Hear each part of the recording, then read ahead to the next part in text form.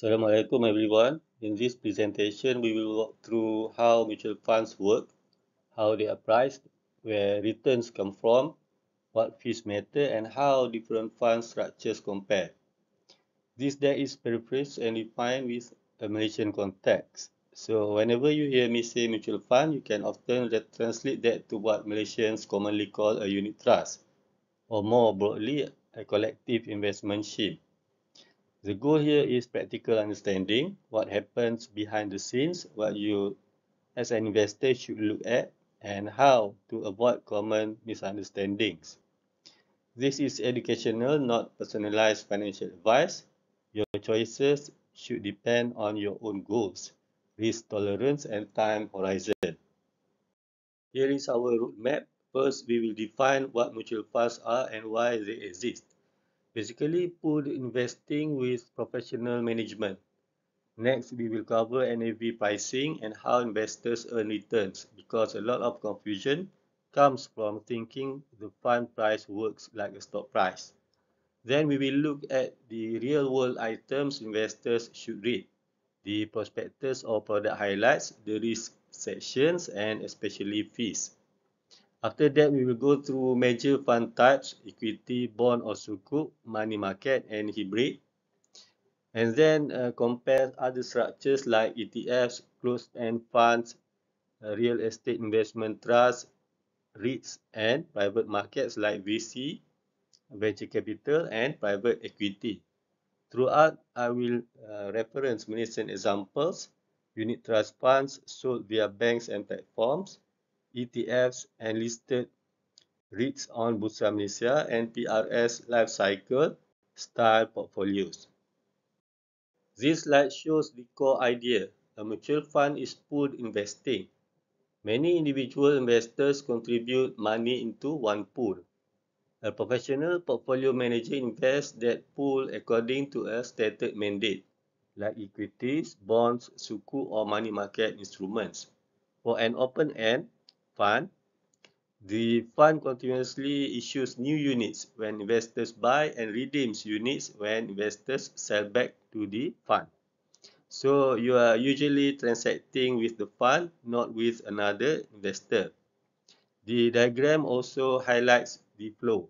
Investors put money in, the fund buys assets in the market, and any gains, income, or distributions flow back to investors through NAV changes and payouts.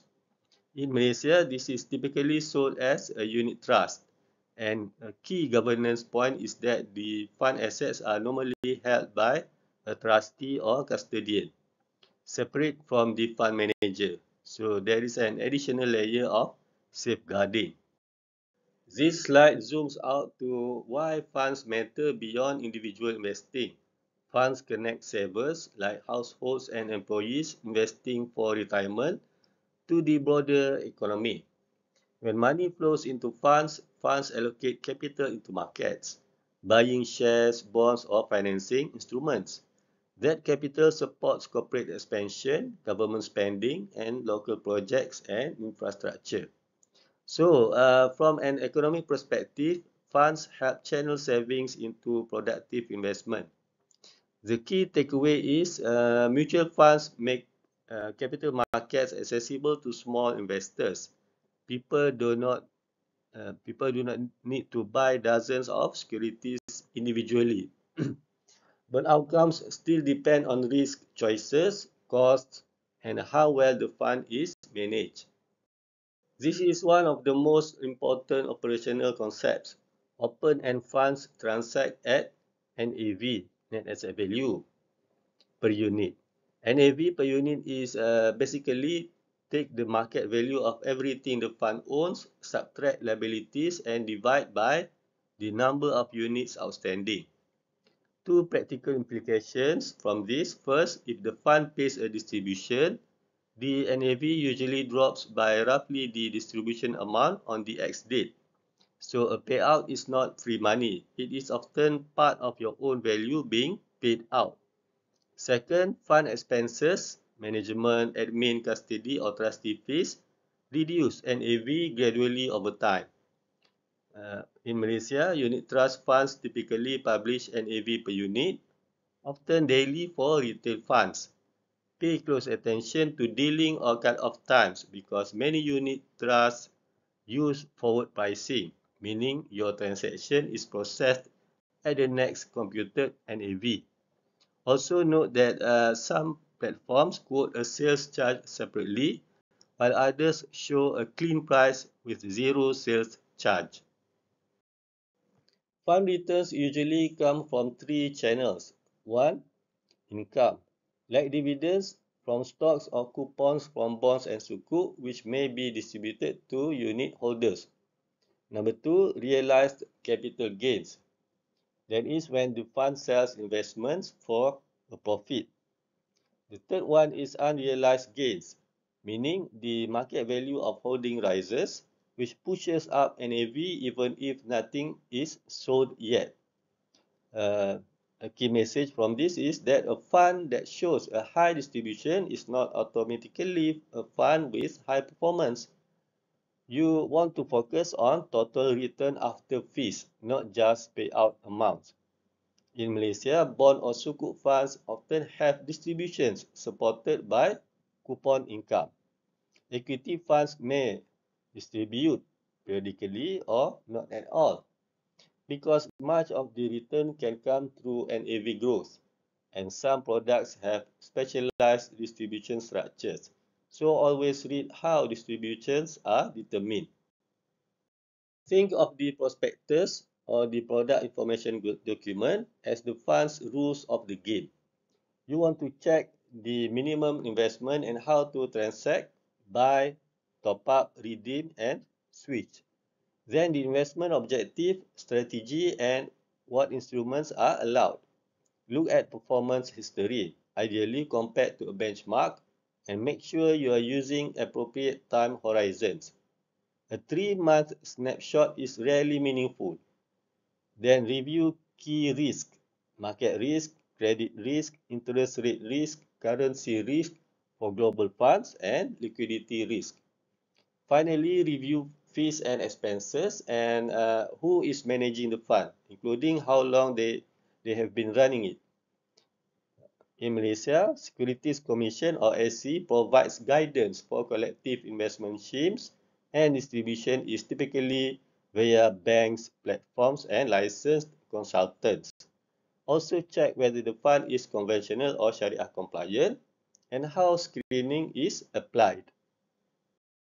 Fund outcomes are shaped by people and processes, not just markets.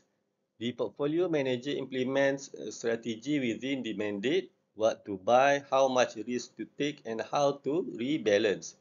Operations and administration handle critical mechanics, pricing the fund, maintaining unit holder records, and reporting. Okay. Oversight, like boards and governance structures, exist to protect investors' interests, and compliance ensures rules are followed. Funds also interact with many institutions, banks for deposits and instruments, brokers for trade execution, and issuers like corporations and governments. In Malaysia's unit trust structure, a major point is the presence of a trustee or custodian holding assets on behalf of investors. For Islamic funds, there is typically a Sharia advisor or committee overseeing compliance, and distribution is commonly via banks, online platforms, and licensed consultants. Fees often look small as percentages, but they matter a lot over time. There are ongoing fees, management fees, admin and record keeping, custody of trustee fees, and other operating costs. These directly reduce NAV over time. Then there are transaction-related charges, a sales charge or front-end load when buying units, and sometimes redemption or exit fees when selling. Though many modern retail platforms reduce or eliminate some of these charges, the practical point is always read the fees and charges section carefully. Sales charge, management fee, trustee fee, and switching fees if you plan to move between funds, and compare like for like. same asset class, similar risk level, similar benchmark. A lower cost fund is not always better, but costs are one of the few things you can know in advance. This slide explains compounding of fees. A small gap, say 1% per year, can create a large difference over long horizons. Here's a simple illustration using the slide's numbers. Suppose you invest 10,000 ringgit for 20 years and the portfolio earns 9% gross annually before fees. If Fund A costs 0.5% per year, the net return is about 8.5%.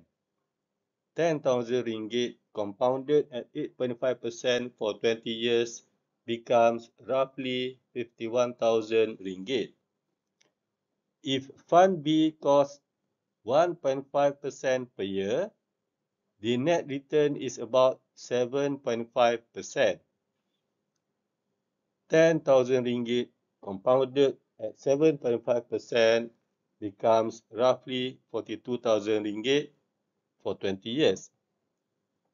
That's an almost 9,000 ringgit gap from just 1% difference in annual cost.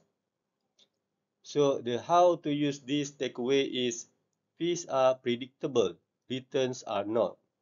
When two funds offer similar exposure, paying lower total cost often improves long-run outcomes. In Malaysia, compare the stated total expense measures across peer funds. A common classification is by the fund's main holdings.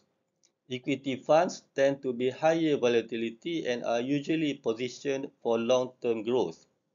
Bond funds or sukuk funds tend to focus on income, but they still carry interest rate risk and credit risk.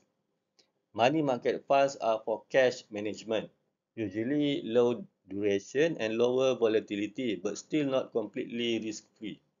And hybrid funds mix assets, equities, bonds, sometimes cash. The risk level depends on the allocation and how actively it changes. This classification helps you match funds to goals, long-term growth or steady income or capital preservation or balanced outcomes. In equities, styles and mandates can differ significantly. A growth fund focuses on companies expected to expand faster than average. Aggressive growth or capital appreciation takes even more risk for higher upside potential. Growth and income blends growth stocks with dividend-paying stocks and sometimes adds bonds. International or global funds invest outside the home market, which expands opportunity but adds currency and country risk. Specialty or thematic funds concentrate in a sector or theme, like technology, healthcare, or ESG, so they can be more volatile. In Malaysia, local equity funds often have meaningful exposure to bursa-heavy sectors like financials, plantations, telcos, and utilities. Global unit trusts give access to the US, China, or Asian without picking individual stocks directly. Shariah equity funds, however, screen the investable universe so performance can diverge from broad indices. This slide covers two common packaging approaches. First, index funds aim to match a chosen index. The goal is not to beat the market, but to track it closely. So you look at tracking difference and total cost. Second, fund of funds means one fund invests in other funds. That can give you diversification and professional allocation, but can also add another layer of fees. So you always check total cost and what you are actually exposed to. In Malaysia, many investors access index exposure to exchange traded funds or ETFs listed on Bursa or index tracking unit trust. PRS providers may use a multi-fund approach, especially for life cycle type portfolios. For global index exposure, be mindful of currency risk. Some funds are hedged and some are not. Bond and sukuk funds are often seen as safer, but they are not risk-free. Income bond funds target coupon income. Risk depends on issuer quality and the fund's duration. That is how sensitive it is to interest rate moves. High-yield bond funds reach for higher returns by holding lower-rated issuers, which increases default and spread risk. Global funds diversify across countries but add currency and sovereign risk. And many bond funds can be described by maturity buckets, short, intermediate, or long duration, because they react differently when rates move. Uh, For Malaysian examples, sukuk funds are common given the Islamic capital market ecosystem. Some portfolios emphasize mentioned government securities or MGS or government-linked issuers to reduce credit risk, but credit events can still happen. So check concentration, minimum rating guidelines, and liquidity profile. Hybrid funds blend assets to target a risk level or outcome. Balanced or asset allocation funds mix equities, bonds, and sometimes money market assets to smooth volatility relative to pure equity funds. Target date or life cycle funds automatically shift from higher risk to lower risk as a target year approaches, like moving from equity heavy to bond heavy as retirement gets closer. Some alternative strategy funds add exposures like commodities, real estate, derivatives, or private assets, though these can come with complexity and liquidity constraints. In Malaysia, PRS or private retirement scheme offerings often include age-based or risk profile-based portfolios that resemble life cycle ideas. Balanced funds are popular as one-ticket solutions for beginners.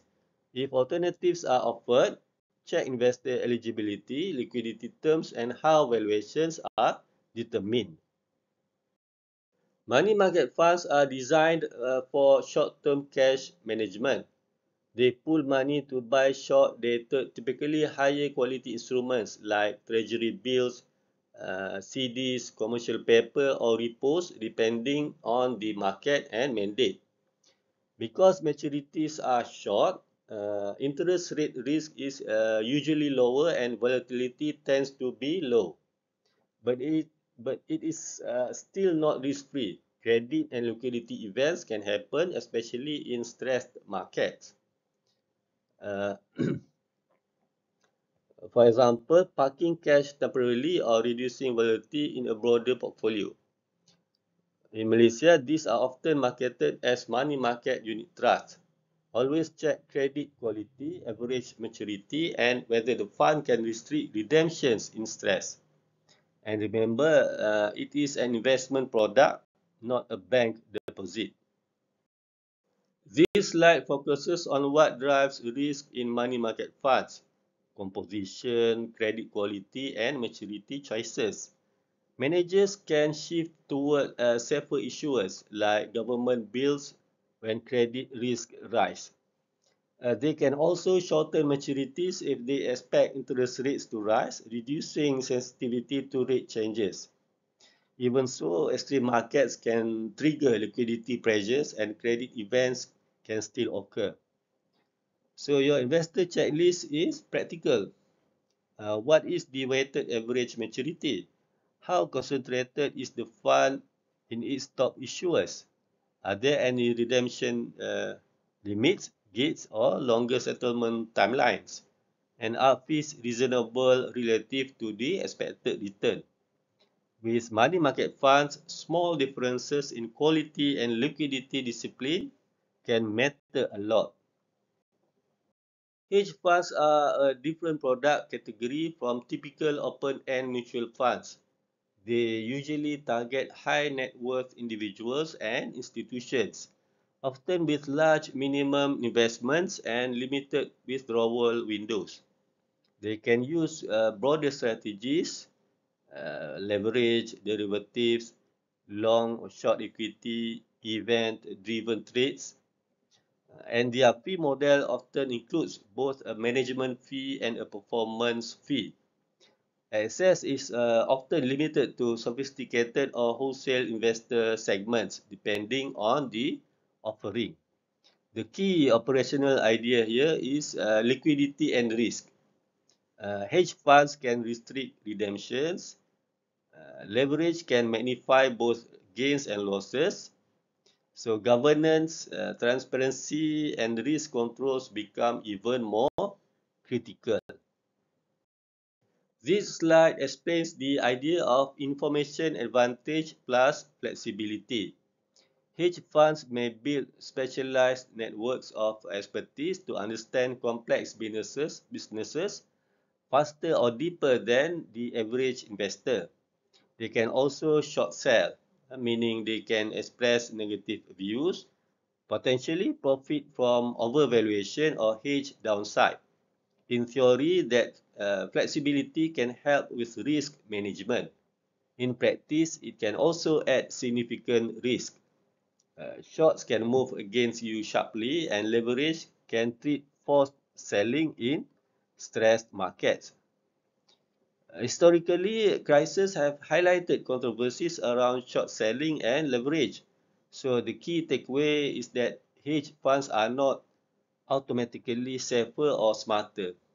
They are simply more flexible, and that flexibility cuts both ways. Structure affects how a fund trades, how liquid it is, and how closely price follows NAV. Uh, Open-end funds, meaning that you buy and redeem with the fund and price is anchored to NAV. Good for regular investing plans, and many unit trusts fall here. Closed-end funds, meaning that they have a fixed number of shares and trade with other investors. Price can be at a premium or discount to NAV, and liquidity depends on the market. Exchange traded funds or ETFs, they trade on an exchange like a stock, often track an index, and usually have mechanisms to keep price close to NAV, though spreads still matter.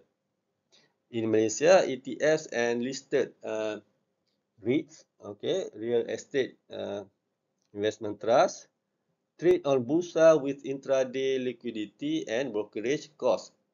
Many retail unit trusts are open-end and transact at NAV, processed through the fund or its agent. Venture capital and private equity operate in private markets with longer horizons and more uncertainty. Venture capital or VC funds early stage companies and aims for a few big winners, often with exits over 4 to 7 years or maybe longer. Private equity typically buys controlling stakes, improves operations, and exits later. Also with multi-year holding periods. Compared to mutual funds and ETFs, these are far more illiquid and valuation is less straightforward. For most retail investors, exposure is indirect through listed companies or specialized qualified offerings. If you ever consider private market style products, pay close attention to valuation methods, fees and redemption or lockup terms. And remember, outcomes can be driven by only a few investments. So diversification matters.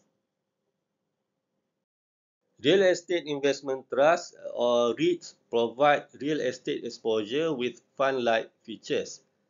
Equity REITs own properties and generate cash flows from rents.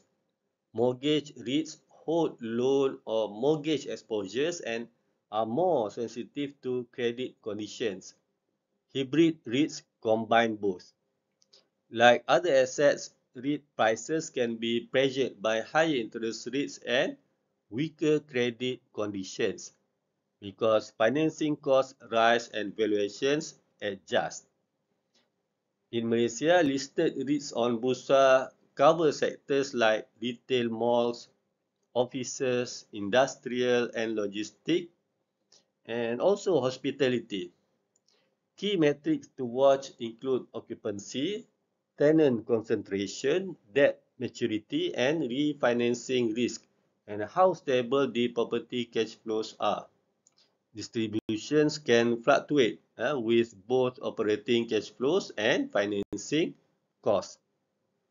Fund performance is shaped by a combination of market forces and manager decisions. For equity funds, broad market conditions matter a lot. Many funds move with the market. That's where the idea of beta comes in. Higher beta means bigger swings when the market moves. Sector conditions also matter. If a fund is concentrated in a sector, results depend heavily on that sector's cycle. Then manager choices, security selection, sizing, risk controls, all can create differences between funds with similar mandates. Local factors matter too, especially in Malaysia. Ringgit movements affect global funds, commodity cycles can impact certain sectors, and domestic rate expectations influence valuations. For Sharia funds, the investable universe differs, so performance can diverge from conventional benchmarks. Bond fund NAV movements are largely driven by yields and spreads. When risk-free yields rise, bond prices typically fall, and when yields fall, bond prices rise. That's interest rate sensitivity closely related to duration. Then you have credit spreads. When investors become more concerned about credit risk, spreads widen and prices fall, especially for corporate bonds or sukuk. Manager skill can add value through duration positioning, credit selection, and liquidity management, but it cannot eliminate macro forces. In Malaysia, shifts in domestic rate expectations move merchant government securities uh, yields and bond fund NAVs. Corporate bond and sukuk funds are sensitive to refinancing conditions and spreads.